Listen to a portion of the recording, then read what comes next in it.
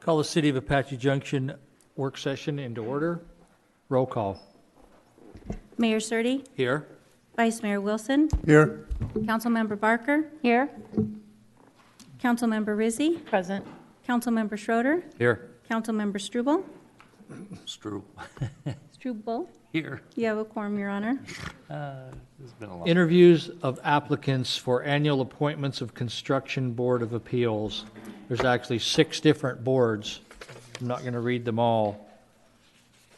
Your Honor, Yes. Jennifer didn't call my name. I just Count- wanted to say I was present. Thank you. Thank you. Okay, thank you. So 6 different boards. And last time we did this interview, we want to be fair on all this. We don't want to have everybody come up for 6 different interviews. So as they come up, if you're applying for any other boards, remind us, and let's all be conscious of that. And let's interview, if someone is interviewing for Board of Appeals, yet also going for Public Arts, let's do the same interview at the same time to keep them from coming up, and that way nobody will be slighted and we'll know about it. So for the first one, so Jennifer, am I going to go off of this sheet here? Yes, Your Honor. So we're going to do Construction Board of Appeals first. Do you want to introduce it, Jennifer, or should I? I think you're doing great. Okay. There are 3 positions. 2 are incumbent applicants, Dallas Dewey and Jesse Gage. And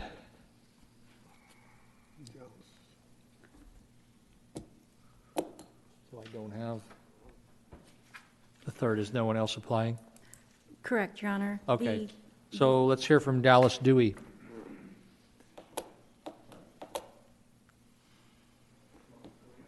Yes.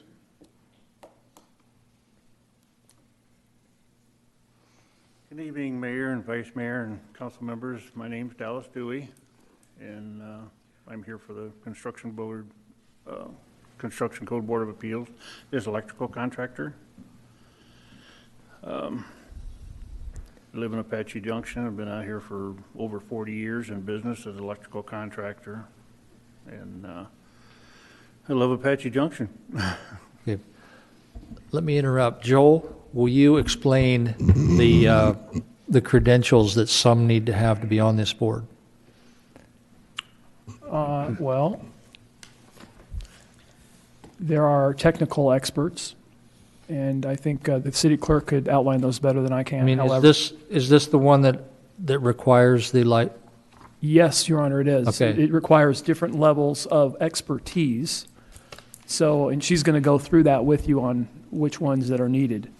So, but this is the board that everybody gets confused on because there are different expertise that you need for Right. the So selection. Jennifer, will you explain that? And obviously, he's qualified because he is a contractor. Correct. Yes. He has served on this board before, and the same for Jesse Gage. They actually fulfill the requirement that we have for a contractor other than a general contractor, which is Dallas here as the electrical contractor. The Construction Code of Appeals, I was talking to the city attorney earlier this evening, is a requirement from our international building codes. They are the appellate board for anything that deals with zoning code, or sorry, not zoning code, but building code and one more code, Joel. So the memberships have to have requirements. They are a professional architect or engineer. You have, in the trade, you have a general contractor and 2 additional members from the plumbing, electrical, or mechanical trade. And then you have a lay member that would be from the general residency of the city. So they all have to be residents within the city. So this is one of those boards where we're lacking an applicant, so we may try to ask a third to join, and they could be a lay member, meaning none of the credentials. I believe so. Is that correct, Joel? Yes, Because it there's does say one, lay. there's There's one one. position that can be a layperson. They don't have to have the expertise. But we have a layperson on the board until 2022. Okay, then, So the layperson position is taken. Okay, so the you still, one so we may well not fill that board. The one that's missing is Yeah. the general contractor. and the risk is, we don't have too many meetings. In fact, Yeah, In my tenure here, I think 2 were scheduled and then they got basically canceled. So that's been in 23 years. Haven't had one. all right. So if any other applicants come up and you're a general contractor, let us know. Okay. Dallas, is there anything else you'd like to tell us? Well, I could tell you a little bit more about me. I came from Michigan, and I had a Michigan master's license, so I've got a pretty good electrical field behind me. And I've been out here for over 40 years and carry a contractor's license as far as residential and commercial both. And certified in just about anything on electrical. I was a general foreman for a company, a large company in Michigan. Came out here because I had chronic bronchitis and got rid of it when I came out here. That's good, because you can't be from California because they don't have electricity in a lot of California. So that's good. Yeah, so. All right, thank you. All right. Yeah.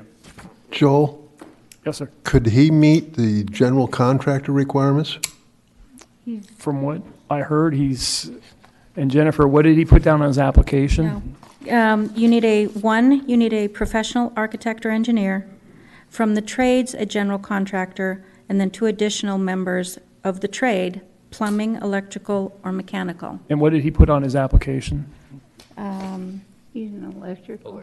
I think it was electrical. Electrical Yeah, so no. contractor. Okay. Okay. All right, Jesse Gage.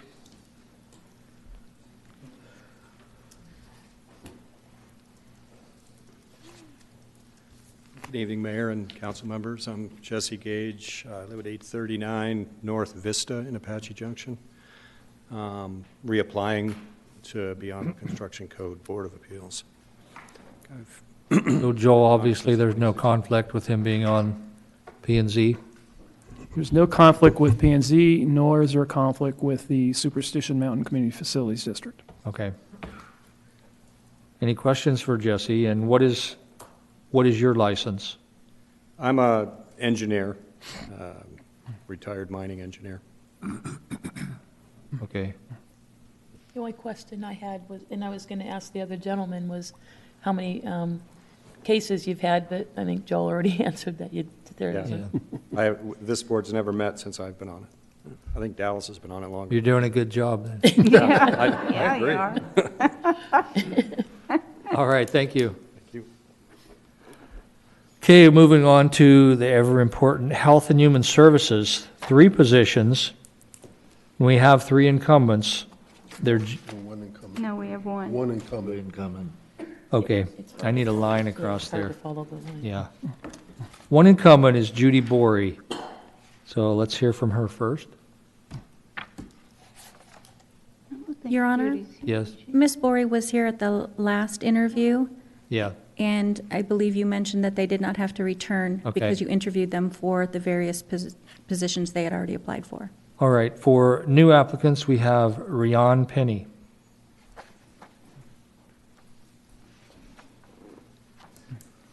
Hello, my name is Ryan Penny. I was born and raised in Apache Junction. I currently work for the library as a fund van educator. And the reason that I applied for the Health and Human Services Board is that my degree is in Human Development and Family Studies. I really want to do whatever I can to help the city of AJ. Even though I no longer live in Apache Junction, I still love the city. I've been employed by the city for years. I attended school here. This position does have 2 openings for non-residents, if So that helps. Yeah. you don't work for our library. Yes, I work for the Is there- Apache Junction Library. A conflict being on a board and being a city employee? So we'll have to check this. This is a new development. I think there would be. So Ryan works for the fund van, Which is grant funded. which is a little different. We'll have to check with HR on this. So employment status might be a little different, Joel. I think if an issue comes up that's related to the library with Health and Human Services, she would have to conflict off. What would possibly? But For I- instance, I know they did the Dolly Parton reading grant a few years ago, and it kind of, they turned it That was down. through the United, so yeah. Yeah. That would United Way. That probably wouldn't be, but if one did come up, she'd have to conflict off. But This is a new one because in the past, I don't think any employee of the city has ever been appointed or even tried to get appointed to a board or commission. So you'll have to give us an answer by tomorrow then. Yes.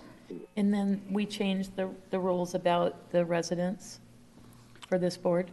For this one, actually, it's 2 of the 5 have to be, or can be from outside the city limits in the zone of influence, Okay. which, Actually, that's not really it's 8. defined, but, 3 of the 5. well, 2 of them, I thought it could be, I think it's, I thought it was 2. oh, no, I'm I looking think at it's ours. 2. I'm looking at ours. Only- That's 3. Yeah, Okay. only 2 can be outside Right, the city. Right. got it. Right. So Got it. I don't remember where you live, but I live in Mason. Mason. Mesa, okay. That's the zone of influence, I would So say. you're breaking new ground, Ryan. Look at me. I'm Yes, amazing. look at you. Yes, we'll have to get an answer to that tomorrow. Yeah. And That's so fine. the only way for there to be a conflict, wouldn't it be for the library to have to apply for funding through the Health and Human Services, which they wouldn't be able to do? Well, it could be an entity, an organization that applies for Health and Human Services money that would benefit the library in some way. And so that's something I have to look at. I don't want to give you the wrong decision, but And I would say, like in this particular case, in Ryan's case, maybe it would be first things first, although it would be the opposite, right? Because we're actually getting grant funding Yeah. Right. to help support, so Right. it would be a peculiar situation. We just need to check with HR on. And that is technically considered an employee then, with that program she works? yeah, she's with, Okay, yes, fund van employees are employees. okay, thank you. Well, we want to verify. if I want to they're verify with status HR that employees tomorrow, Or if Ryan. they're contractual grant funded. That's what we have to verify. So Ryan, let us check tomorrow on that. That's Yeah. fine. That's We're fine. thrilled that you're excited about it, checking in. Yeah. Does anyone Okay. else have Any- any questions? Any questions for Do Ryan? you work with or belong to or on a board of any other nonprofits that serve the community? That serve this community, no. I do have my own nonprofit that I started with another person, and we're in the beginning stages of that. We have not done actually anything with it except small things here and there, but nothing within AJ. What kind of services does that nonprofit provide? So we're still developing. We want to connect other nonprofits with each other to help as many people as possible. So far, our projects have been bringing food to people during COVID, helping with electricity. So almost everything we've done is COVID related. So when we've had a couple like single moms lose their jobs during COVID, we've brought them food, paid their electricity bills through the months. Small things like that is what we've done so far. I understand that if anything came up, nothing that I would do with my nonprofit would ever, it can't be. Yeah. There's no conflict. I would never use that zone of influence for that. So part of the health and human services is more than just providing, Definitely. making decisions on Funding. funding for nonprofits. There's other things that the Health and Human Services is supposed to do Okay. concerning health care and human services in our community. Do you see anything that, that could be provided in the city by other entities that is missing? Well, I would love to see for the health and care of citizens of Apache Junction, like government-funded housing, different things like that, where I know that's it's a big. I'm also on the homeless coalition here in Apache Junction, that I would like to see us get some housing somewhere for our homeless population to get care, more so than just what Genesis provides in food, that they would be able to get some health care in there, they would be able to have a safe place to stay, things like that.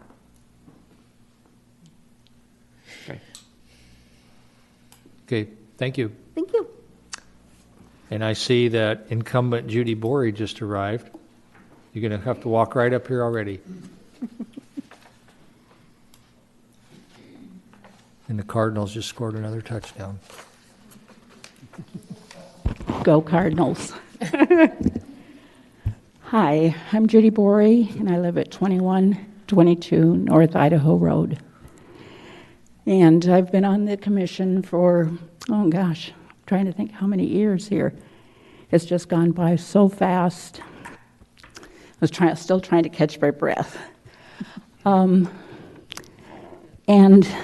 I love this committee, or this commission, because it helps a lot of our people in our community. And I've worked with a lot of these different organizations throughout the years, and each one of them just does a phenomenal job.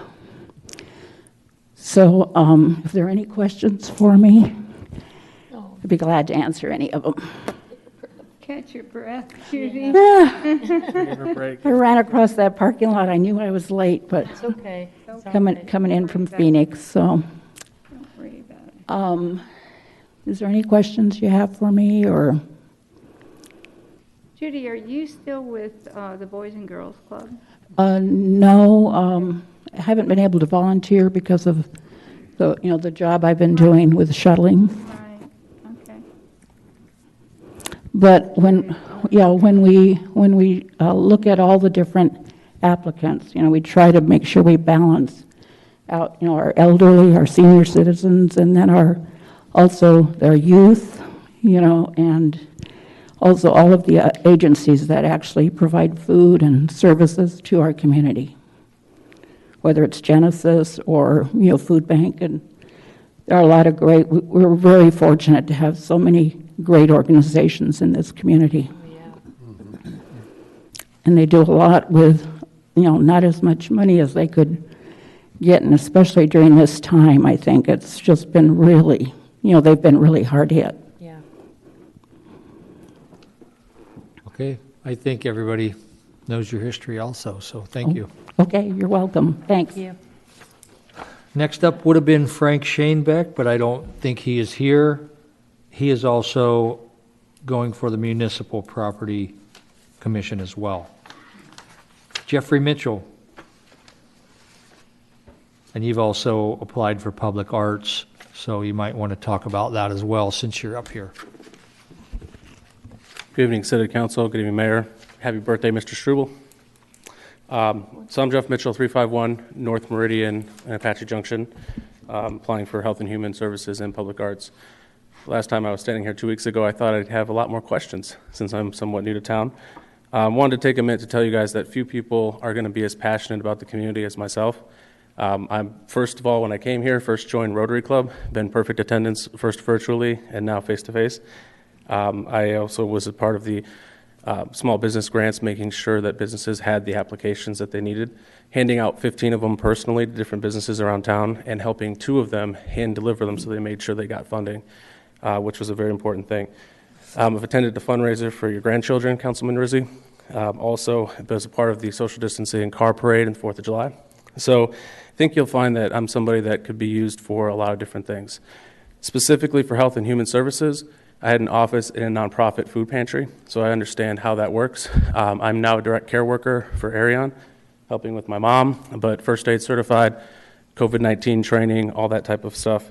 And I live in a 55-plus community, so I hear what the seniors are saying and what they're concerned about. And so I think I could really help bridge the gap between what the city is doing and what they want to see. Regarding public arts, I used to be a performer. I was doing speech and theater, number 7 in the state for humanist interpretation. Also did work with a lot of artists with my prudential background because they don't have a lot of benefits. So I would help them with their own personal lives. Finally, I did a lot of work with the CAPS office and with Consensus doing arts in the community. So any further questions, now that you know a little bit more that's not showing up on the resume? Any questions? Yeah. Krista? Could you clarify again? You said, I couldn't possibly write as fast as you spoke. You said you, back home, was it Chicago you said? Yeah. You did what? I had an office inside of a food pantry. So, okay. yeah, so a lot of times when the food truck would roll up, I'd have to close the door, go down, help unload the food truck. I saw how the operation worked, how they would give out food and help check people in. And I had a lot of people. I had an open door office where people from the community could come up and sit down and get counseling from a financial advisor, which that's something that many people took me up on it. So you were a financial advisor that just had an office at the food pantry, not a... Yeah. Okay. I still am licensed with Prudential now in Arizona as well as Illinois. Thank you. Any more questions? Yeah, so in your, like you said, you've been here for 5 months or so. 6 months. 6 months now. Well, it said 5 months on here, but, so what in your 6 months, have you seen that Apache Junction is missing as far as health and human services, services that could be provided to our community by somebody other than the government.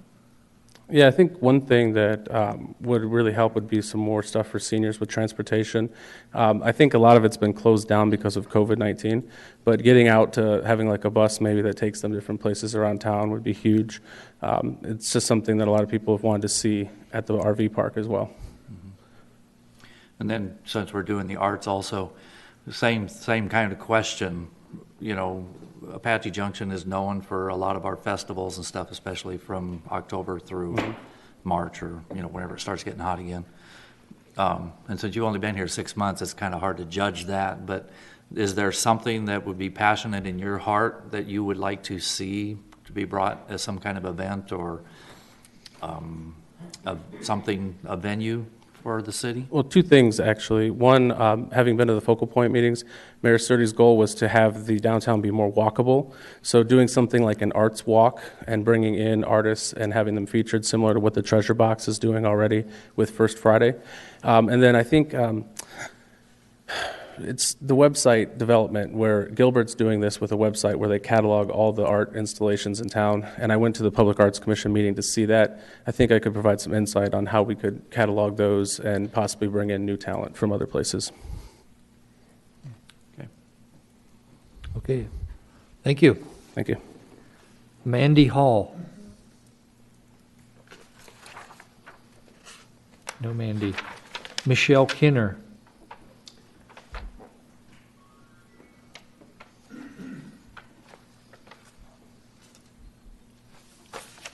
Hello. And you've also applied for the Arts I Commission. did, yes. I was here 2 weeks ago and live right outside of the city limits. So I'm back. Looking at Health and Human Services would be my first choice, Arts Commission as the second. A little bit about me that you might not see my resume. I have been 17 years with financial institutions, so I do have a financial background in that sort of thing. I'm originally from the Midwest. There I spent a lot of time volunteering in my community, painting homes for the elderly, clean up yards, worked with the March of Dimes, a lot of diversity and inclusion events. A year and a half I spent as an emergency room advocate for a rape and domestic abuse center. That was really, really good work at that. So, If I remember right, because we reviewing your last one, you went to University of South Dakota? I did, yes, Yeah. that's How'd you where I end have up my there? master's. What's that? How'd you end up there? I short was story. just out, yeah, no, actually, I was looking for a specific degree, and that they actually offered it. My graduate degree is in organizational leadership, so it's a political science little sort of, and that's what I was looking for. Yeah, Vermilion's a small little town like this, so. I actually I did all of it online. Oh. Yeah, so all my instructors were nationwide.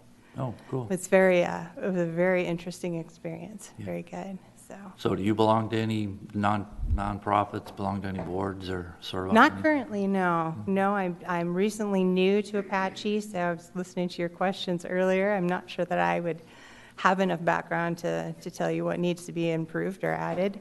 But no, I don't, not as of yet, not here.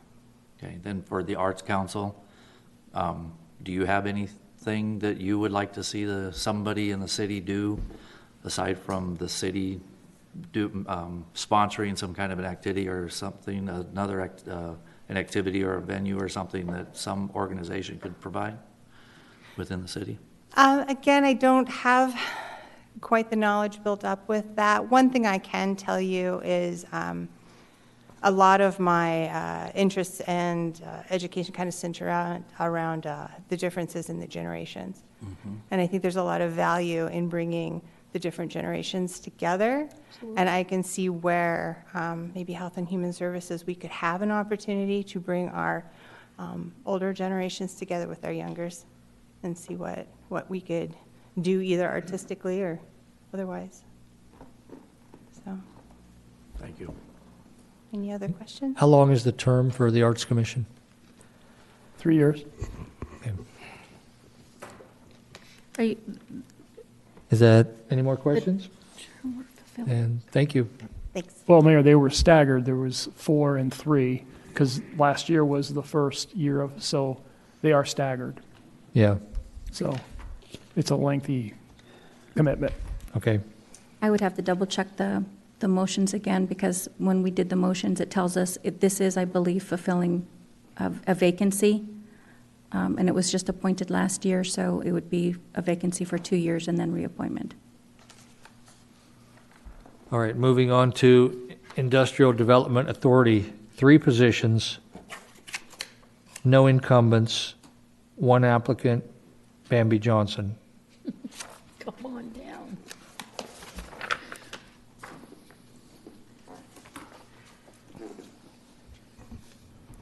So my name is Bambi Johnson, and I have no idea why I would be the only applicant for one of the most important growth of our city.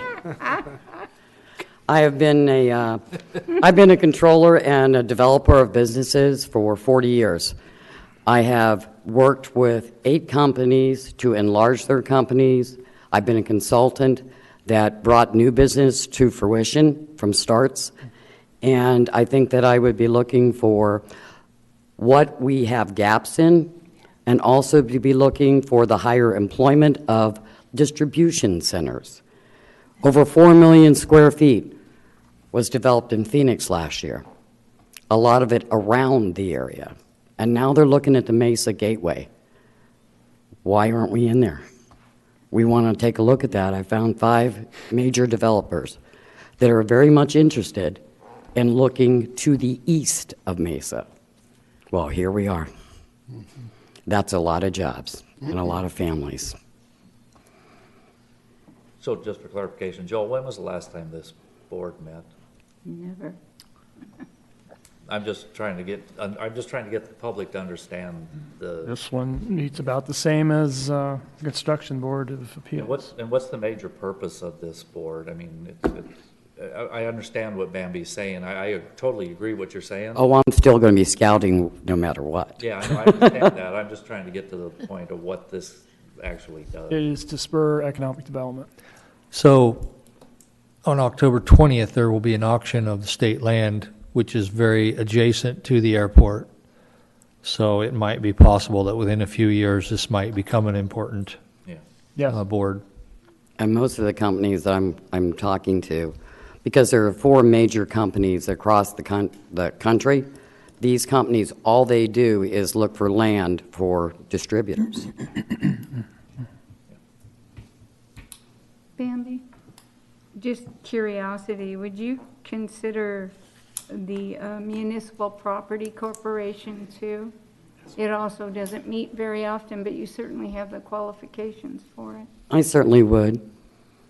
Thank you, just asking.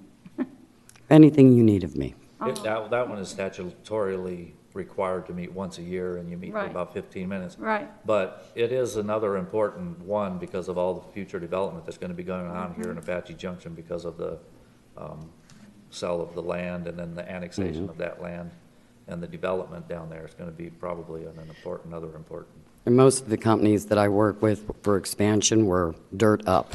Yeah. Oh, that's a good thing to hear. Infrastructure is very limited for that kind of And that goes operation from at this point. breaking ground through the permitting, through the HR. So, Yeah, Okay. thank you. No more questions? Thank you. thank you. Next up would have been Municipal Property Corporation, 3 positions, no incumbent applicants. New applicant is Frank Shanebeck, who we know is not here. So council will have to get creative and try to draft some folks tomorrow, which is even more reason why I'm going to try to slow it down so that we can think about these picks again tomorrow. And there's no conflict with, well, Frank's not on that one. Okay, never mind. Okay, And remember that Charles Beal said that he would fill in wherever, so. yes, And he's a good pick for some of these boards like that. all right. Yeah. Next up is the Public Arts Commission, and we've already talked with Jeffrey Mitchell and Michelle Kinner. That brings Travis Randall.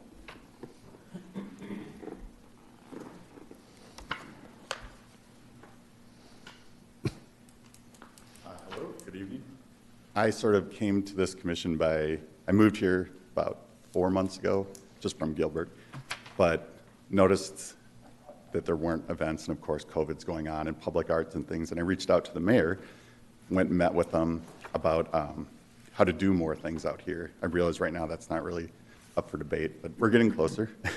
So my background is in live entertainment. I've been in it for over 30 years.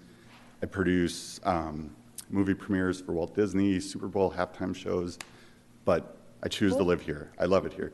And with the Superstitions as a backdrop, I mean, I feel like there's so much missed opportunity out here for the people of Phoenix. I've ignored this. I've on and off lived in Phoenix for 20 years, and I basically just ignored Apache Junction until I found a place. So, you know, it's sad now, but so, yeah, that's really what I bring.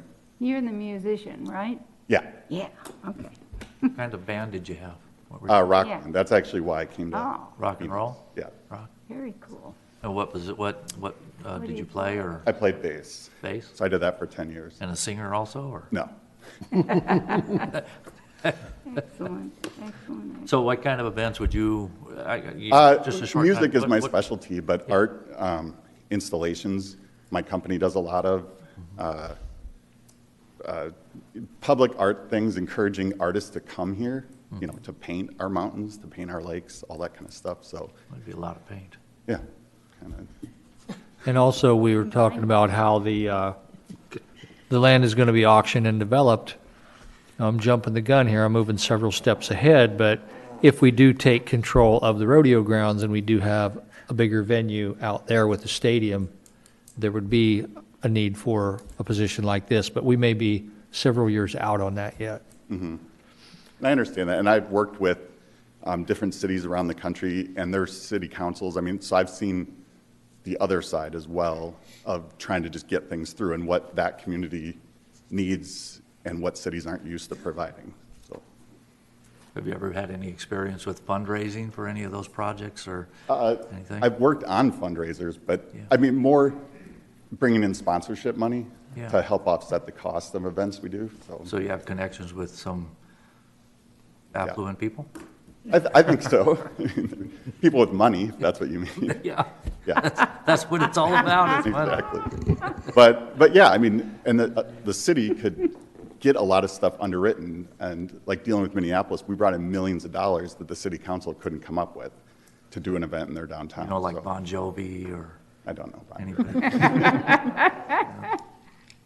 Certainly an interesting background. I think so. You know, Yeah. and I live here on purpose. Like, this is a beautiful place to me. I just want to see it utilized for art. It's the best. So, for instance, like a Disney premiere, what would that have entailed? Everything from the 3D Vectorworks drawings. We work with the designers. They have, you know, drawings that might not work in the real world. So we build the structures that we mount things to, the logistics of getting the red carpet actually there, the press walls, the lights, the sound, all that kind of stuff. Any more questions? Okay, thank you. Thanks. Next up would be Jeffrey Danford, and he is not here. Is that He's not him? back. Wait. Come on up here. Oh, he's got a mask on, I get it. Jeff. Yep. I thought you were a police officer Yeah. sitting back there. Council members, I've put in for the planning for the Public Arts Commission. I've been with SACA. I've been with the Focal Point for 10 years. I'm an artist. I was a associate director of an art gallery, and I have a real interest in getting public art and art events into this community. Last time I checked, we had over 300 artists in the Superstition area on our side of the mountains, between Apache Junction and Gold Canyon. And the types of art events we've had here have been really not very good, so I'd like to try to find ways to reach out to those artists and get some quality events here. One of the things that used to bother me as an artist is people would go to Fountain Hills, Cave Creek, Litchfield Park, Tempe, and buy art. But when we had an art event here, we couldn't get them to come and buy art from us. They would buy, I actually had people, when I did a show here, they wouldn't buy a painting from me. They'd drive out to Fountain Hills when I did a show and buy a painting from me. We had to find a way to convince people that, yes, we have good art here, and yes, you can buy it here. Maybe raise the prices. No, I did not. I kept the same prices. No, I mean, they expect to pay more. Maybe that's why. Maybe. It's a very strange situation, though, that, I mean, we can have an art show here and it won't get anybody in it. We go down to Gold Canyon and do their show at the Methodist Church once a year, and you'll sell to the same people you saw 2 weeks ago here. It's really strange. There's kind of like a little bubble here that says you can't buy art in Apache Junction, and I don't know why, and I'd like to find a way to get past that. And as an event person, you had an interesting job just recently, right? How many events did you plan a year? When I was with the Superstition Mountain Museum for 6 years, I planned and managed about 60 events a year, everything from from classes to art shows. We managed one 3-day festival, one 2-day festival, and one 4-day festival, and then a bunch of small 1- and 2-day festivals. So yeah, I'm pretty well versed in how to set up an event, how to plan it. Any more questions? Can we add positions to that commission? Yeah, really. We need to stack the commission. Agree. Yes. We had a problem when we first appointed. How many members are there? Are there 7? 7, Mr. Mayor. Yes. When could they do something like that? Well, you could pass an ordinance that does that. Yeah. Yeah, because we're going to be turning down a lot of talent, it looks like. So, okay, Pam Kraus.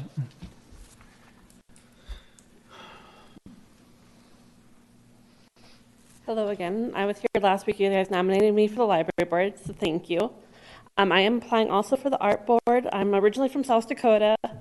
I was doing roads, building bridges, welder, got tired of it, so I moved out here. And I love art. I've been traveling. I've been to London. I have a daughter that just got back from Italy. She was supposed to go to Spain, but COVID ruined that trip. We travel. We do a lot of events with the park and recs. I would like to see, people have sketchbooks. It'd be awesome to have sketchbooks out. Over here at the multi-gen, you guys have your artwork put up and everything. I like seeing that. Also, maybe do a parade of art, different famous arts or structures, get different welders out here. Sculpting would be another thing that'd be great to see in the community. During COVID, I bought a house, and that's how I kind of got involved in this board for the idea. Art Alley in Rapid City has graffiti and other stuff for local artists. And no matter what, I got permission from the city saying that I could paint my concrete walls, and I even agreed to clean the alley out, and they said they could do that too. And my goal is, once a year, get new local artists, get their name out there. And rumor is, don't know because COVID, but I'm supposed to have a bus stop in front of mine. So I want butterflies. I want stuff that'll interact the children with it. So this is some ideas that I had, and that was why I wanted to present myself. So. Any questions? She's got Thank you. my question. I do. That's why I was writing them down. I'm like, you're going to ask. All right. Okay, thank you. Thank you. That's going to be tough. So in the future, too, this is a board that we've opened up to folks outside the city. So I would be my desire to see this board help outside the city, too. Why could not Apache Junction do art in Gold Canyon or in the mining camp area, too? It would help the whole area, so that would be great to unite like that. Okay, the next one is a lot of work, and it's a daytime meeting. Superstition Mountain Communities Facilities District, number 1. Incumbent applicants, Kathleen Waldron and Kathleen Waldron. And Terry Dunn. Yes. Ladies. Yes. Terry Dunn. Hi, I'm Kathleen Waldron, 707 East Mesquite Avenue. I've been on the sewer board for quite a few years, and I want to stay on it. It's so, we have so many new things going to be happening. The growth the growth and enlarging the plant, and we have got a great board right now. We have engineer, we have a financial guy, we have construction guy, we have a guy that's operated utility companies in certain states.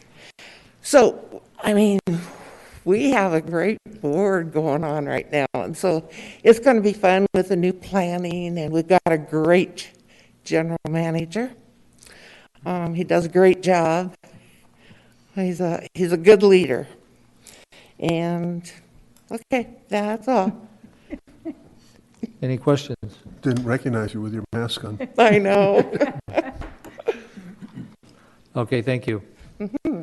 So the other incumbent is Terry Dunn, and there are 2 positions to be filled or refilled. Good evening, Mayor, Vice Mayor, Council, and staff. Terry Dunn, I've been a 234 South Star here in Apache Junction. My wife and I have been residents here for about 25 years. I went to the Leadership Institute after I retired from mining 5 years ago and decided to find a spot to serve the city and the community, and it happened to be the Superstition Mountain Community Facilities District. So I filled in for Councilman Struble when he was brought onto the board.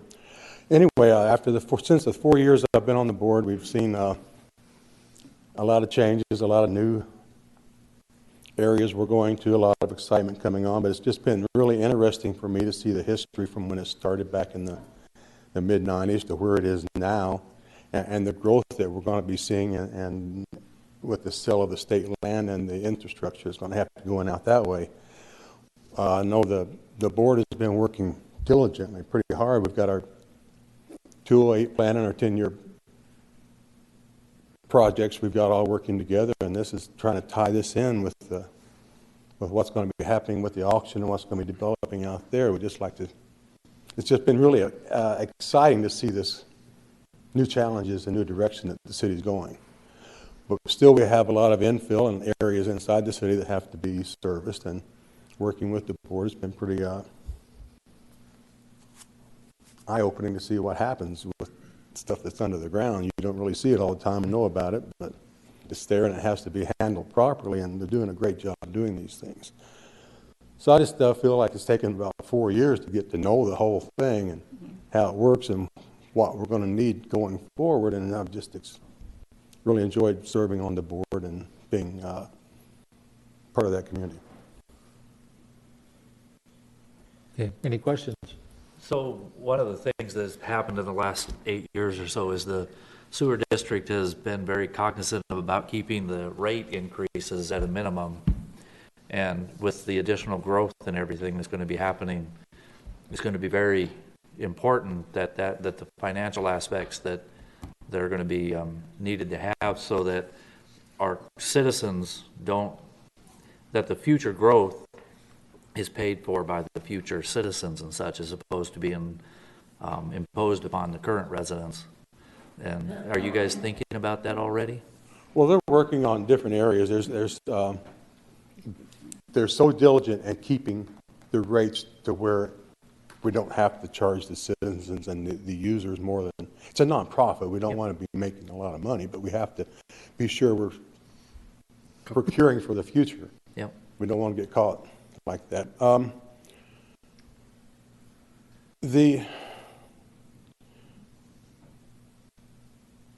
Just a different direction. So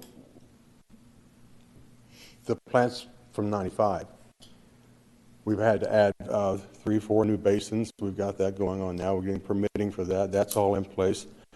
They're working hard with territory filtering to get us to an A+ system, so our water can be used for more than just being injected directly back into the ground. We'll have the ability to sell for irrigation and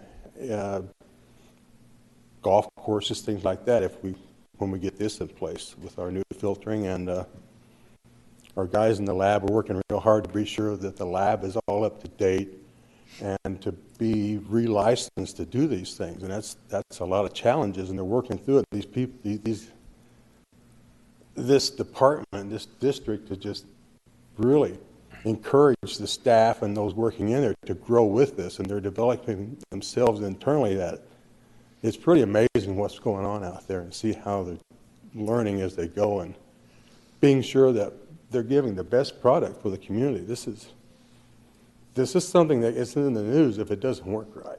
Yeah. And we don't see that here, and that's just a testament to how it's been run in the last 20 years. I agree with you. It's well-run, really very efficient and effective operation, so. Something to be proud of. Yep. Okay, thank you. Your Honor, I've got we have a couple of boards here that. We have one more to, Okay, I'm sorry. okay, we have Dave Hanshee. Sorry about that.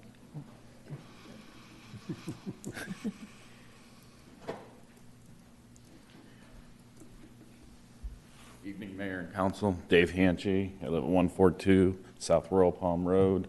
Been in Apache Junction for over 4 years now. I currently serve on Planning and Zoning, Municipal Properties, and the Construction Board of Appeals. One is very active, the other's not so much. I would like to be on the sewer board because I feel it's one of the most important boards that we can have out there for our future growth. You know, everybody thinks water's important. Well, this is the other side of the water that nobody really likes to think about or wants to think about a lot of times. I think, you know, going forward with everything that's happening with the new land, yeah, a lot of people are focusing on that, but I think we have a lot of old areas that we really need to look at and make sure that we don't leave that behind when everybody's looking south. I think we need to really expand where we service and everything in the older areas, and that I think that's really important to get some of the businesses and stuff in those areas. We got to make sure we're going to service those areas, because you know, I've heard people, it's like, you know, well, we got to get the sewer over to here. It's a major cost involved for businesses and everything. So I think we really need to focus not on the easy part. You know, I've worked in construction and everything. When you're building new, that's easy. You got to plan for it, but trying to get back into the older areas, that's the hard part, because you got so many more obstacles and everything to overcome, and that's when the problems pop up, is when you start digging into old stuff. Oh, we forgot that was there, or oh, we didn't know about this, or, you know, and you disturb more things. So that's why I'd like to be on the board, is to maybe kind of, let's look at some of the older areas and stuff. You think you'd have time to be on both P&Z and Superstition? I do. I work from home. My schedule's very flexible. I own my own company, so I can make time for it. Yeah, because they do, I mean, they meet, is it once or twice a month? Plus, generally, there's multiple meetings throughout the year because they have to develop their own budgets and strategic plans and all that kind of stuff. So it's not just a, right. You know. I did look at that, and I feel I can do it, so. Yeah, and you're right. It's one of the funner commissions you get to be on, because sometimes you get to talk about subjects that you get to be a little kid. Right. So, and I Right, love Kathleen? I love construction too. So I've seen sewer pipes go in my past and everything. Yeah. And I know it's more than just that. So, Yeah. but. Any other questions? I think that's it. Thank Right. you. Thank you. And that's all of the applicants. Krista, you had a statement? Yeah, I just wanted to comment that we've got two boards that we don't necessarily, we're shy two applicants. And so we did ask Mrs. Johnson if she would be willing to fill in. C.E. Beal said that he would fill in. But there's a couple other people here that I just wanted to ask. Jeffrey Mitchell, and I see in the back, Jeff Bartlett had applied. He was an applicant. I just wanted to ask both of the Jeffs that are here if they would be interested in municipal property or industrial corporation. We got to, so that we can get those filled in tomorrow. Joel, can we do that with head nodding in the audience, or do they need to come to the podium? Oh, I think for the record, bring them to the podium and ask them. All right, let's have Jeff Mitchell. Just want to know if you'd have an interest, if we can pop you in somewhere where we have a shortage. Yeah, I think I would like to help out when I can. I don't know much about the topics, though, so I feel like that's why I applied for the ones that I chose, is that I thought it would be more of a natural fit. But if there's some kind of a training, or if it's easy to pick it up and you feel I'd be an asset to do it, then, let me know what it is, and maybe then I can do that. One never meets and one meets once a year. Yeah. Well, hopefully I'll be more involved in that, Yeah, but, yeah. But just so we can get them filled. Oh, thank you. Okay. Jeff Bartlett. Nothing like putting them on the spot. Poor kid. Didn't mean to put you on the spot there. I just saw you in the back as an applicant. Yeah, I did not expect that. But yeah, I wouldn't mind serving on Industrial Development Authority if you really need someone. I mean, I have my personal views on, like when government should be getting involved or not. But I mean, I don't really want to get too political right now, but I wouldn't mind serving if you need me. Same for Municipal Property Corporation? I need to look more into that one. Okay. But All I right. mean, if you needed me for it, I can do my research and find out more about it. Okay, appreciate it. Thank you. Sounds really good on a resume. I'll get back to you. Anything else before we move on? So we get enough people to fill. Okay, so presentation and discussion on resolution number 20-36, authorizing the City of Apache Junction to enter into an intergovernmental agreement with the City of Phoenix PD regarding internet crimes against children. Chief. Mayor, Vice Mayor, City Council, Tom Kelly, Police Chief. This is one of those task force that we've been participating in already, and Phoenix PD has reached out to us along with a couple other agencies that have interacted with them. They've come into some funding that they're willing to use for additional training for our officer in the investigation division to receive, as it says up there, training and computer forensics. So it would help fund training that we might not have readily available. And it's $5,000 cap. We would put the money up front, then they had to reimburse us for the authorized training. There's no other strings attached to it. That's the Reader's Digest version of that grant. And is this on consent agenda? Yes. Okay. Yes, okay. Any discussion on this? I mean, it sounds. I just have a question. So is this something that officers would train for in Phoenix, or is this something that we'd set up the training here, or what? They do regular routine meetings and trainings now. Okay. That's a no cost. We also involved with the U.S. Secret Service on their internet crimes as well. It's part of the task force agreements we work where we enhance each other's shortages.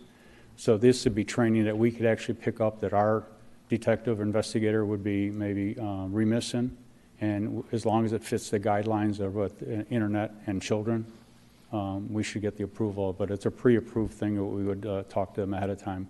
But we kind of pick the training out and where we want to go, or if we do it here. Thank you. It'd be hard to find anybody against this. So. Okay, with no more questions, while we have the chief standing there, presentation and discussion on proposed resolution number 20-37, authorizing the city to enter into an intergovernmental agreement with Ak-Chin Indian Community for grant funding in the amount of $60,571.97 for 10 handheld radios.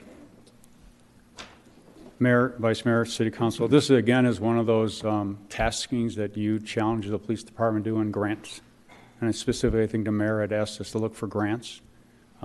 We had not had very much luck in the past with our reservations in regards to getting grant funding, but we continue to push forward, and Ak-Chin community did award us monies for communications, which we're able to utilize for our Motorola handheld radios and that dollar amount that you spoke of. So this is just one of those good things that, happen to have back-to-back. You got $5,000 from Phoenix, and now we got extra money from Ak-Chin. So again, this is one of those presentations where what we need to have the city council do is agree to accept in a resolution the money, and then we can go, once that's done, we send that to the Ak-Chin community.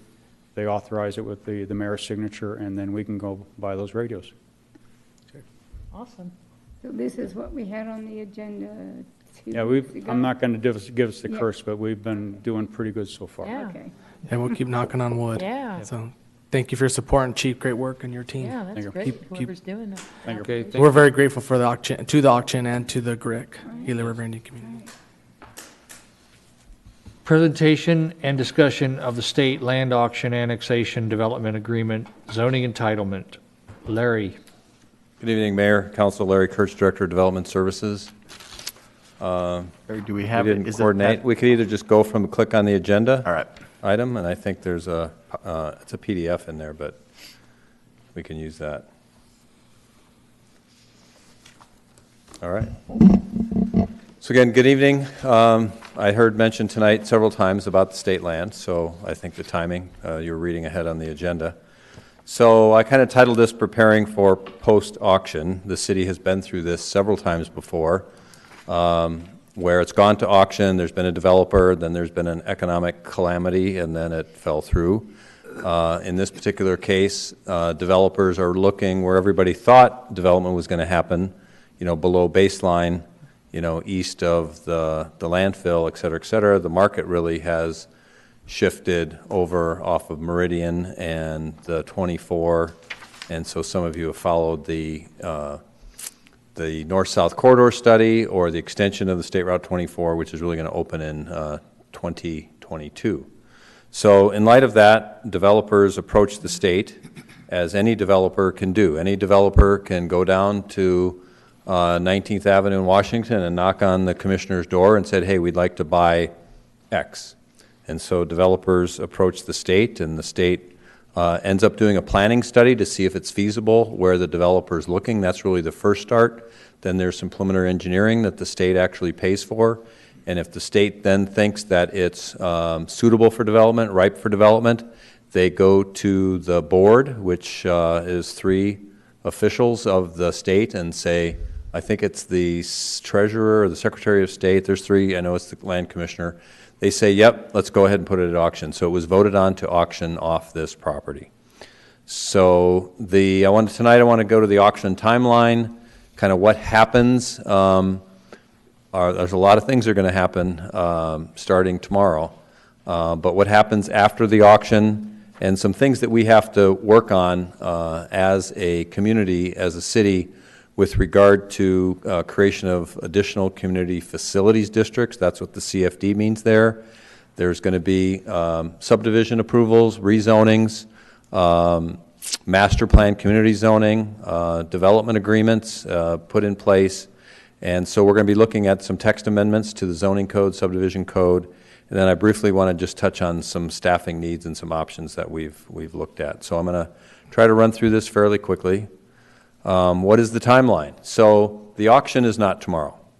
What happens tomorrow is that there is a bid where developers or groups of developers, that they meet the minimum qualifications. They have to have a minimum bid amount that they're willing to bid, and they have to have a certain dollar amount of money in the bank and experience of developing subdivisions, developments with over 2,000 lots. So it's like a pre-qualification. So they submit that document tomorrow. They have to submit that by 1 o'clock tomorrow in Florence. Then, if there's only one bidder, the state will hold an auction on October 27th. If there's more than one, qualified bidder, I should say that. They have to be a qualified bidder. If there's more than one qualified bidder, then the auction will be on November 4th. So that is the beginning of the timeline, and that's when things start getting interesting for us. So what is being auctioned? So this Larry, is really... Can we ask some questions in between? Sure. Are you aware of the negative editorial that appeared a couple days ago? Yes, sir. So that person that wrote that was not a qualified bidder, right? We don't know. They could show up tomorrow and make a qualified bid, but you had to have specific criteria. The state wants to make sure that perhaps we don't see what happened on the 1,000 acres at the city, where someone comes in at the last minute, says they have the money, and they can put the money up, but they really don't have the big plan to basically pull it off. Yeah, so that's happened. I think that's what perhaps the state was trying to prevent. Yeah, so I in don't this know if the rest of council saw that and knew I was... I think that was sent out, perhaps. I'm not sure. Yeah. But It they was were on the front page disappointed of the that it wasn't Republic. going to sell higher. Well, if they're a developer, then that's a perfect time for them to come by. I mean, that was a very foolish premise, being an entrepreneur myself. Why would you not want to get in on that? It's, Yeah, so Al sent the article out, and yeah, tomorrow we keep going. okay. So everybody, This is a big highlight, and Yeah. this is I was just third afraid time something around might for try 20 to years throw a every- monkey wrench yeah. in there, and I don't see that happening, so, good. so again, what's to be auctioned? Some of this presentation is for the general public. Obviously, some of the council members may have seen this or been familiar with it, but this is approximately 2,800 acres. This is what the land that's going to be auctioned more than likely on the 4th of November. So this is bordered on the west by Meridian, on the north by Elliott, on the south by Ray, and on the east, it's really a section line. So it's for roughly 4 square miles. There's, again, Ray Road to the south there, and the canal is to the east. So that's what is actually being auctioned.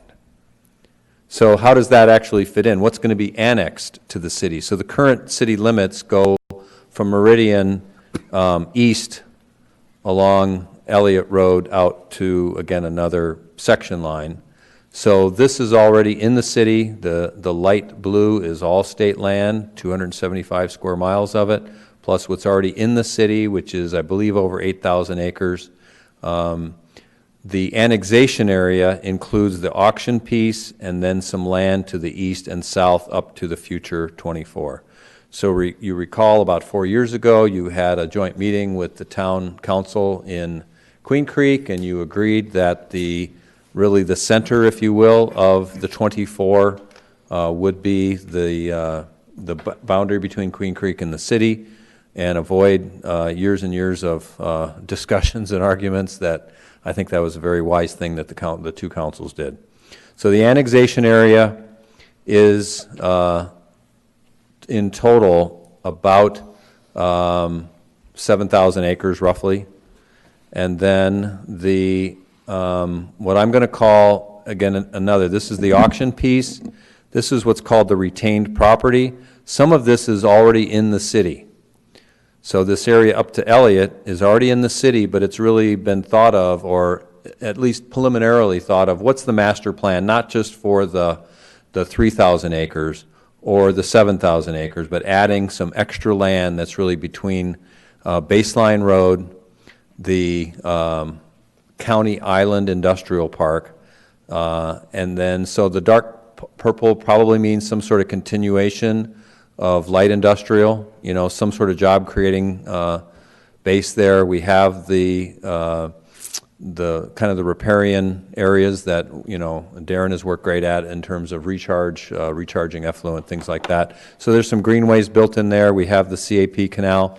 So the state is really asking whoever the winning bidder is to not just think about the 4,000 acres, but think about 8,000 or a little bit larger than 8,000. So some of it's in the city already. So this is really kind of the planning area. What the city may see is a rezoning to master plan community. MPC would be the zoning. The land use in the land use plan is already master plan community, but they have to come in and do the next step and rezone it. So the rezoning would include all of the land to be designated as master plan community, and then there would be a finer level of planning for the auction piece. We can come back anytime. So just a clarification on that, with our whatever agreement with Queen Creek, does the 24 kinds of comes there and then goes south? Is our agreement just a straight line to the east, or how is? Mm-hmm. The agreement is a resolution to say that all the lands north of the 24 would be annexed by the city. Matt, do you recall how far east their recent annexation went? Did it go past? Yeah, so it followed the Fry Road alignment, which Yeah. essentially goes to the, it's that red line that goes to the canal. It'd be Fry Road, basically. Yeah, that's essentially Queen Creek. So if it dips to the south, we would gain more land? If it dips to the south, they will have both sides. What Matt's saying is, I think the Fry Road alignment, is it go straight all the way across to? I believe it goes Yeah. to the canal. So- To the But canal. I can double verify that, and Yeah, we'll have to double check. So if the 24 goes straight across, then that.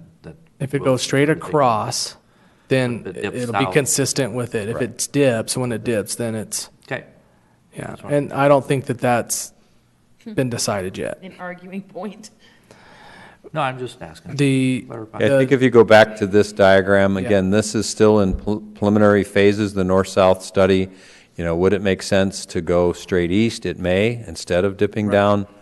You kind of, you know, there's other factors that go into archaeology, some other reasons perhaps that might dictate where the final alignment goes. So what we do know is it's going to go to Ironwood, and we do know that that's going to happen by 2022. East of there, there's no final EIS for anything east of Ironwood. That'd just be something for future councils to be thinking about. yes. Yes. So in that application to submit to be a qualified bidder, these dates that were put in this agreement, and I guess I could have had less text and maybe bullets, but in that document that the state put out that people respond to tomorrow, there's deadlines in there. They're not necessarily strict. I think they were kind of built to be flexible. So in other words, within 90 days of the auction, they have to come in and meet with the city and talk about pre-application meeting, what might be regard to annexation or the rezoning, et cetera. They have to file an annexation and zoning petition, annexation application within 1 year of that date. Then they have to complete that zoning, and the PADA is the preliminary annexation development agreement. Sorry for the acronym there, but PADA means preliminary annexation development agreement. They have 1.5 years to have that finalized by the city. And then they have to annex the retained property within 2 years. So again, we think, and again, this could get refined, we think there's going to be 2 annexations. Again, this is all in the city. That first annexation would be this piece here, which would really be, 6.5 square miles. But in order to annex this, it has to be contiguous to the city. So it's not, this part here is not contiguous until we do the first annexation. So that's why I think there's the extended time frame that they would have, an extra year or so to annex that, but you really can't annex the second piece. Then I put in here the real dates. We've talked to a couple of these developers. The developers, once the auction happens, we know that that's when time really means money. So some folks have already said, well, can we count the meeting we had last week as our pre-development meeting or pre-annexation meeting?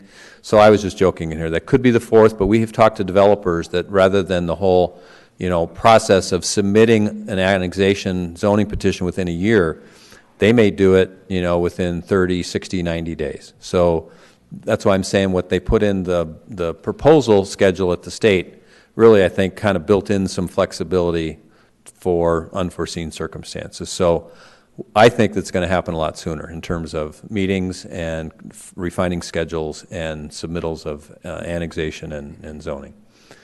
This, again, is just these are a lot of steps involved. These are the steps I think we're going to be involved. The developer may be looking at simplistically zoning, preliminary plat, final plat. So again, this could happen perhaps in February. We're looking at, by next budget cycle for fiscal year to start looking at additional positions to deal with the 3,000 acres we haven't had. Maybe the annexation's done in June, maybe it's October. These are just kind of dates to kind of put in some milestones and think about, but if they submitted an annexation rezoning in late November, in theory, they could be done with an annexation and zoning by the middle of June. The sewer district has to do a boundary amendment. That takes about a year. That kind of happens. So some of these are happening in parallel. So Darren's already working with his board and others to work on what's called a 208 amendment. It's, in other words, who's going to serve this area. So the sewer district has to create a boundary for where they're going to serve. The fire district has a very short process. We went through it recently for Dan Kaufman's piece on his 40 acres, but it's a very short window in there that they have to amend their boundary. Then there's various levels of engineering. So this was just our preliminary educated guess as to if the auction happened on November 4th, how fast things could happen. So that's all this really is. We think that homes could start a year from 14 months from now, maybe. So is at the the water- earliest. Is the water district pretty much the same as the sewer district? The water district already has their boundary. Their boundary is the same as the city's planning boundary. So the water district boundary already goes down to Fry Road. And So they don't have to do a boundary amendment or anything. so they'll just pretty much follow what the city does as far as the annexation and everything? Yes, so I'm going to get to that in a second. But so one of the things, again, just tomorrow night, you have 4 items on the agenda that relate to direction to staff. So a couple of them relate to our zoning regulations already anticipate having a district called master plan community, but there's a finer level of action we need to put in the zoning code relating to what other cities have done. Like in Eastmark, they have unit plans. So you have this kind of zoning document for, say, 4,000 or 3,000 acres, but then a unit plan becomes a much smaller entity. So it kind of refines the zoning in a future document. So our zoning code doesn't anticipate that. That's an amendment. We're going to be asking you tomorrow night, can we go forth and make that amendment? The subdivision regulations, we have an item on the agenda tomorrow night, which I'll explain, but as far as these master plan communities, the subdivision regulations they deal with conventional subdivisions that we've always done. You know, a 100-acre subdivision, you know, a 40-acre subdivision, not something that is of this scale. So we want to make some amendments that we'll be bringing back to the council, but tomorrow night we're going to get direction to staff too. A lot developers at this stage, at a smaller scale, we have a very good process that's worked for the last 30 years for the city. Developer comes in, gets it zoned, comes in with a preliminary plat, does their engineering, council comes and approves the final plat on the consent agenda. Well, these developers may want to proceed with construction or pre-construction activities, putting in water lines, sewer lines, and our subdivision code doesn't anticipate that. So I think we want to build in some flexibility in the zoning code to have developers kind of go at risk for certain parts of their activity. So we'll talk a little bit more about that. And then staffing up. You know, we've talked to other cities, Buckeye that went through Verrado. You know, Buckeye was smaller than us, I think, when Verrado in 2002 happened on, I think, 12,000 acres. How did they handle their staffing to deal with going from the staff that perfectly capable, but can they keep pace? Can we keep pace with the developer? So we're looking at staffing options. Having a project manager, we also talked to the former planning director in Mesa, who's now kind of semi-retired but working in Fountain Hills, and we spent an hour and a half with him talking about how did Mesa set up. So Mesa had 500,000 population, right? They could probably absorb in Eastmark 3,500 acres easier than a city of 40,000. So what were some lessons learned? And we went and did that with Buckeye and with the director in Mesa when Eastmark came in. So some questions for future councils might be, will we need a police substation? Is that too far? I would say it's starting now. Yeah, a not little- even for a lo- future, but it's, some of this discussion is going to be coming up. A little satellite library, Yeah, Parks and Rec, branches, yep. Parks and Rec facilities. Fire down stations, Fire all that is stations, gonna all come of the up. above, all of the Yeah. above. Yeah, maybe, industrial, not industrial, institutional places like areas for schools, other areas, yeah. So that's all part of the master planning process of figuring out what public facilities, what we need based on the population growth, not really just for the first 3,000 acres, but really for the 8,000 acres. How does this fit into that larger picture? So back to this, though, we're looking at, creating a project team here at City Hall that would be a team the developers could go to, that they know, who to contact. So we organize ourselves around a team while at the same time, keeping track of all the existing projects that are going on in the heart of the city. So we may decide, this flexibility we're looking at is to perhaps hire a third-party engineering company.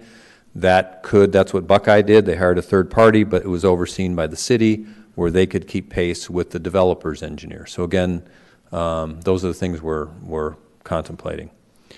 So again, over time, it could be sooner, but really, as development happens, you need field people to go out and make sure that the water and sewer lines are put in properly because they may be owned by the district or either district. Eventually, if we're talking going from, 650 permits a year to 1,200 permits a year or 1,500 permits a year, we'll have to add additional building inspectors, permit techs, plan reviewers, some GIS staff. Let's hope. finance, maybe getting involved in the community facilities districts. Tomorrow night, again, I was alluding to this. And Darren Anglin and Mike Loggins have been all part of the discussions, Mike Weaver as well. We've had some kind of team meetings over the last month as this thing got closer to being real.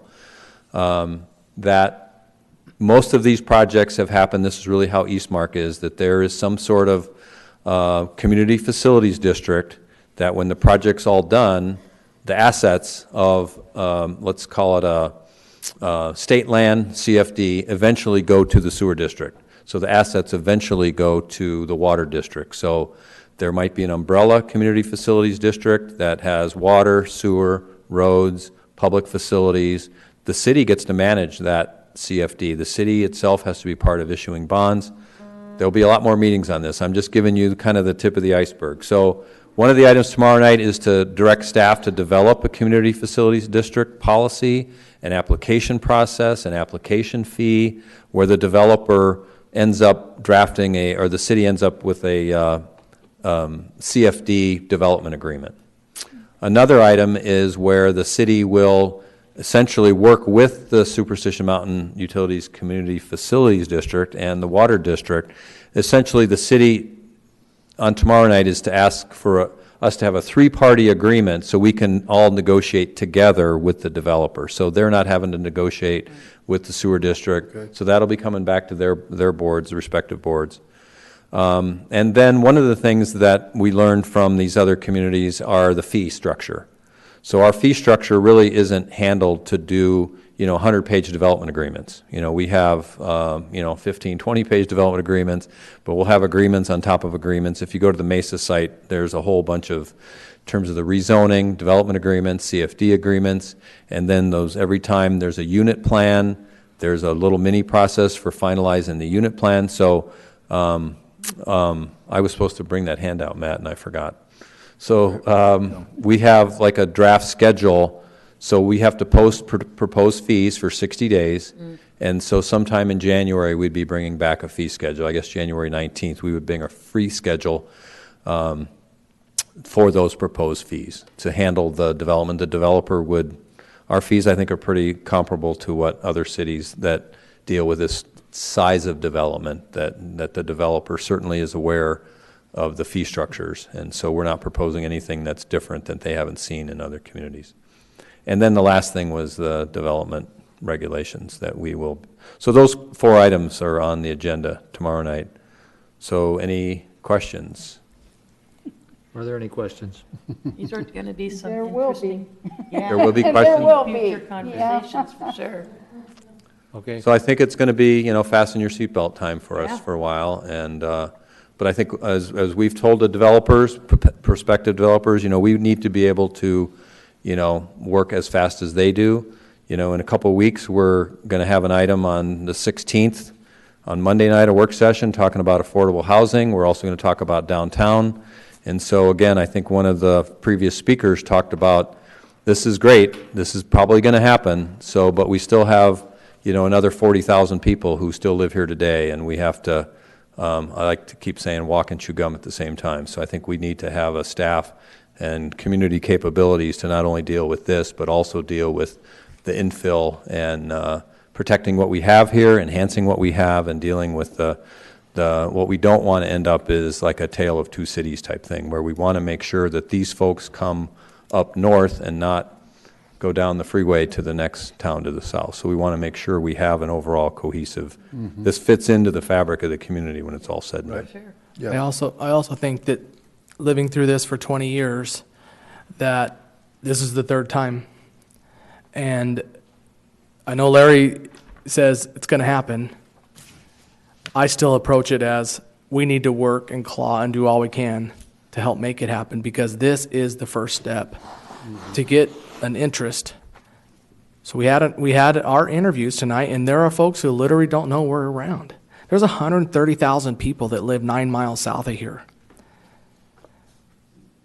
that don't have a library, that don't have a Little League, that don't have the community fabric that you and I and we enjoy, that we will be able to model and help. bring to pass some awesome, outstanding work. To have one property owner have this much land is incredible. I would say in any metropolitan area across the United States, I don't know of any others, except we hear about the one that's Daybreak, that's the Utah one that had a mine that owned so much land that you can coordinate. Verado was a huge one. So this ability to coordinate with one landowner, and then to be able to continue to work with the state land to the 12 square miles you already have within the city that's next to infrastructure. I would have never envisioned that we'd be thinking that we're actually infilling that area. So as we work with these developers and you have conversations with them, because we know there could be more than one bidder on this, please help them know that there's land near Goldfield and Baseline and Guadalupe, and there's a whole bunch of other areas too. So Larry and I will keep working that part too, because we know that they can connect right into our system that way too. Yeah, Brian's pointing out there's 7,000 acres here that could have been developed. The other thing too was I wanted to point this out, I meant to do this.